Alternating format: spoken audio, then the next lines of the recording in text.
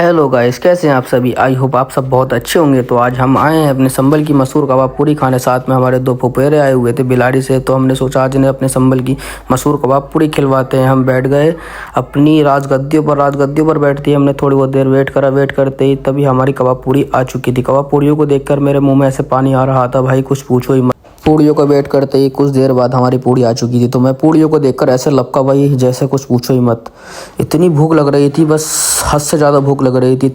तभी कूदा हमारे दोस्त की मैं स्नैप का कीड़ा, तो उसने स्नैप बनाई। स्नैप बनाती हमारी बिरयानी आई। बिरयानी पर ऐसे लपक रहे थे, बस कुछ पूछो ही मत भाई, कभी मिली ना हो इन्हें बिरयानी। फिर उसके बाद हमारे दोस्त ने उतारी कबाब पर चटनी उतारने के बाद भाई चटनी को तो ऐसे उतार रहा है जैसे कोई मक्खन डाल रहा हो, चला चला कर डाल रहा था बहुत सही तरीके से। उसके बाद हमारा दोस्त समीर, उससे तो बैठे नहीं जा रहा था, वो तो अपनी पैन डेली कर रहा था खाने के लिए। फिर उठाया सबने के कबाब उठाते ही हमारे फुफेरे ने तो एक ही बार में मुंह में रख लिया था, सटका भी नहीं जा रहा था। तो हमने सोचा हम तुमसे कम थोड़ी, हम भी खाएंगे, तो हमने भी समेट दिया कबाब समेटते ही हमारे दोस्त ने समेटी बिरयानी की। तो दूसरी प्लेट चल रही थी इसकी, और हंस इतना रहा था बस कुछ पूछो मत, क्योंकि खाता इतना है हद से ज़्यादा। फिर हमारे कबाब ख़त्म हो चुके थे, तो हमने जल्दी से कबाब का ऑर्डर दिया क्योंकि भूख इतनी लग रही थी मुझे।